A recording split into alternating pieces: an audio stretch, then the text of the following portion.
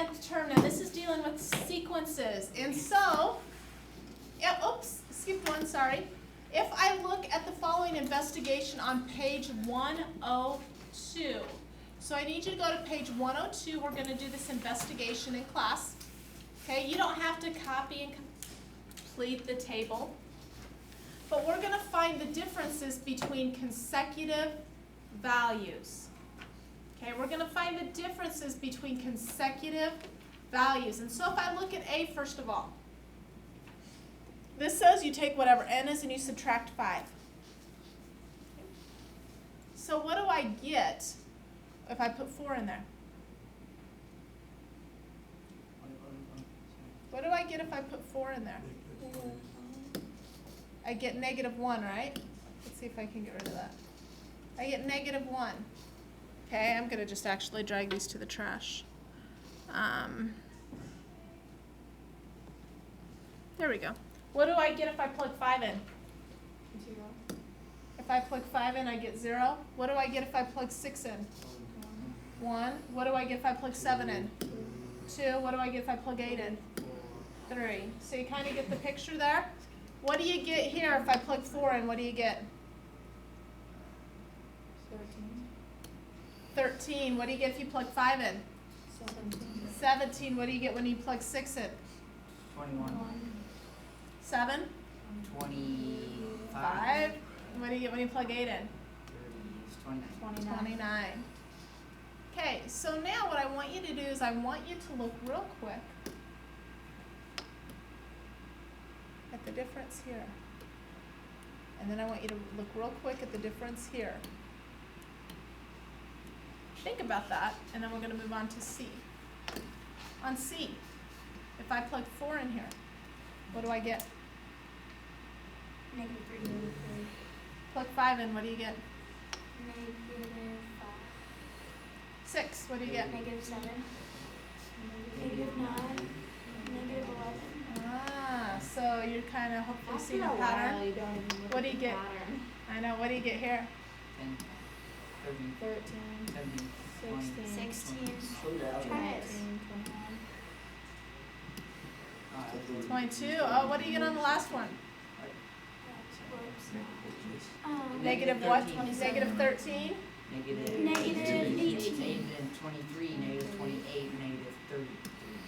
Now what I want you to do, obviously you can see there's a pattern, because if you're looking at the bottom, that's what a lot of you are doing when you get to these bigger ones. There's a pattern from here to here, from here to here. Now what I want you to do is you're looking at that pattern. I want you to now compare that pattern to each of these values here.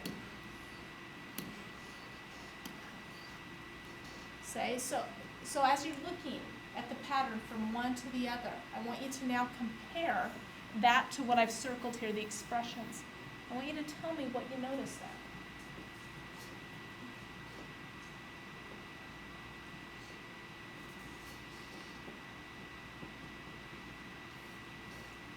What are you trying to do? Okay, what are you doing from -4 to -3, -3, -2, -2 to -1? You're adding 1. What are you doing down here? Adding 4. What are you doing down the third one? -2. What are you doing down here? What are you doing down here? Hey, it's It's what? The number in front of the The blue number I just wrote is the number in front of the n. I didn't understand. I get it. So when you look at a sequence, that number indicates how far apart those Is that digits are true going to be. for everything? That is true for all the sequences we're looking at. So what we're going to do now is we're going to write actually the expression. So like on the page before it said like 4n minus 3, 5n plus 2, we're going to write one of those for this. So now, very first thing what you're going to do, you're going to find out what do you do from this to this. You add 7 every time, right? So then part of my expression is going to be 7n.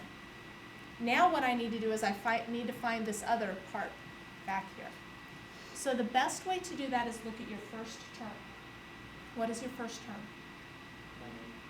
Your first term is 20, right? I'm looking right here. Okay. Yeah, I know. Your first term is 20. And so when my first term is 20, Okay, I'm gonna write an equation for that, and I know that 7 times 1 plus something will equal 20. 13. Okay, so let's think about that. So I could put anything in. I could put like x, or I could put d.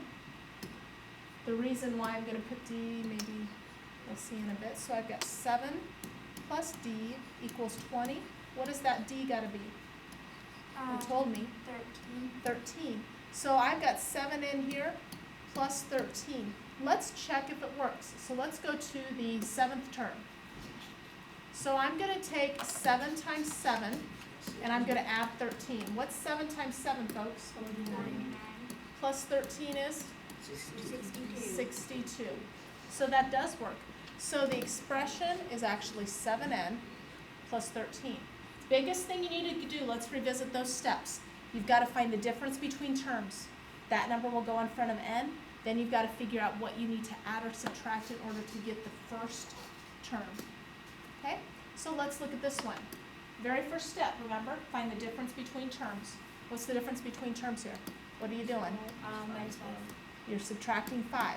So I know I've got to start with negative 5n, right? Now what I've got to do is leave a space here, which I could put, if I wanted to write my equation, I could put plus d. So negative 5 times 1 plus d will equal what?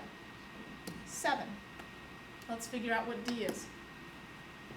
Negative 5 plus d equals 7. What does d got to be, folks? 12. How do we get 12? Because I added 5 to both sides.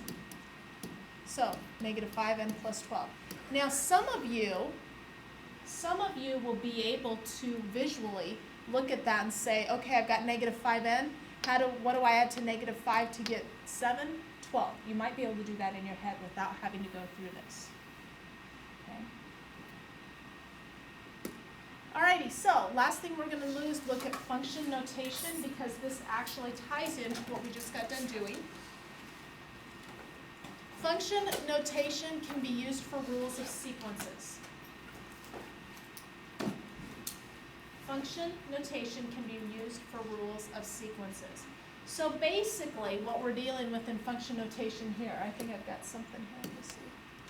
No, I don't. Okay. Basically, what we're saying here is that f of x equals something. So I could put like 3x plus 2, anything. Okay, so in that problem before, how I would write that is I would write that as f of n equals negative 5n plus 12. So all I want you to do when you're writing your sequences, whatever sequence you have, I want you to put equals f of n. Okay, the reason why we've got to use n is because that's the variable we used in the problem before. If we would have used x, you would have put f of x. If we would have used t, you would have put f of t. Now, a linear function is rules which generate a sequence with a constant difference. That's actually what we've looked at all day today. Everything is the same. You're either adding 5 on everyone, you're subtracting 3, but it's always a constant difference between each of those terms. So that's it for today. Questions? Any questions over sequences? You're going to be finding lots of them today.